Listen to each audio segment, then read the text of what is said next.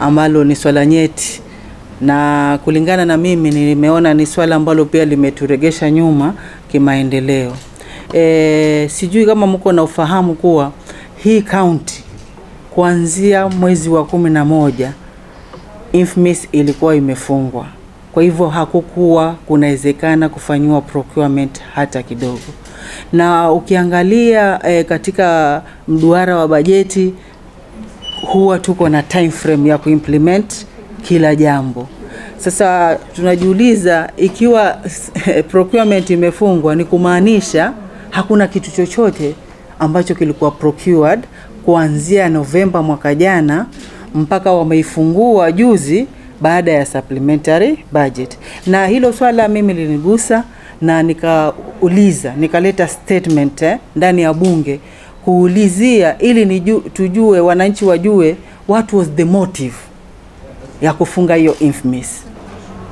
Na mpaka sasa hii swala langu halijajibiwa kwa sababu tunaelekeza haya maswala kwa waziri. Kama hili swala nilielekeza kwa waziri wa afya au waziri wa finance, manake yeye ndo mwenye kufuatilia maswala hayo na mipangilio yote ya kifedha katika hii county. Kwa hivyo wanakilifi pia wajue, ikiwa hatuoni vitu vinaendelea kule, hatuoni development kule, kuna hilo swala ambalo pia ni swala ambalo ni swala tata. Na kama tujuavyo tuko na muda sasa, kama walifungua juzi na umesikia kuwa tumebakisha kama siku 20 hivi ama 15 INFMIS ifungwe sasa kikweli. Kuwa kulingana na kuwa hiyo procurement imesimamishwa, hapo wame create pending bills na pia ku create stalled project. Miradi imekwama kwa sababu procurement imesimamishwa. Sasa hii ni miradi ambayo imekwama kabla hata haijaanza. Japokuwa iko katika bajeti inatakikana ifanyike, lakini haiwezi kufanyika kwa sababu hakuna procurement ambayo inafanyika. Na time frame ya implementation is very clear in the constitution.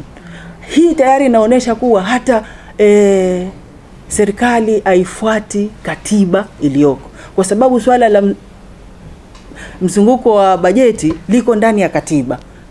Na kama mtu afuati zile sheria zinazotakikana na haizi kuimplement kwa wakati unaofaa kulingana na sheria, hiyo ni kumaanisha nini? Ni kumaanisha tayari serikali ya kaunti ya Kilifi, hili bunge ilipitisha sheria. Sheria iliyopitishwa hii bunge ni kwamba kutakuwa na nusu milioni ya basari.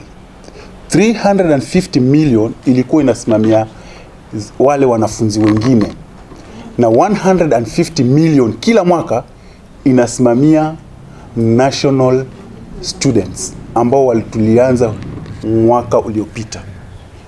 Cha kustaajabisha ni kwamba mwaka huu hatukuwa na intake ya secondary school. Kwa hivyo ile milioni 150 iko intact na ilikuwa itumike tu kidogo kusawazisha ama kulipia wale ambao walikuwa washaanza ule mfumo wa scholarship. So far, kama mwenzangu alivyojuza, ni kwamba kila ward inadai milioni 6.5 kila ward kwa hizo 35 wards. Vile vile tuna uhakika ile milioni 150 ambayo iko kwa scholarship haijatumika yote kwa wale ambao walilipiwa form 1, wale ambao wanaendelea kwa form 2 nafikiri sasa.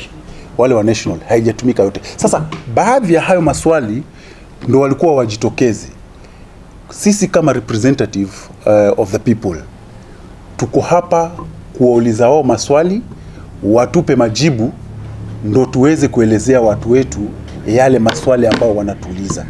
Manake saa hii kuna wanafunzi ambao wamefukuzwa na wanategemea basari.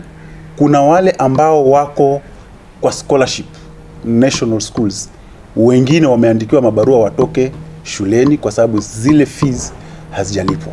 Kwa hivyo hayo ndo maswali ulikuwa leo tuwaulize.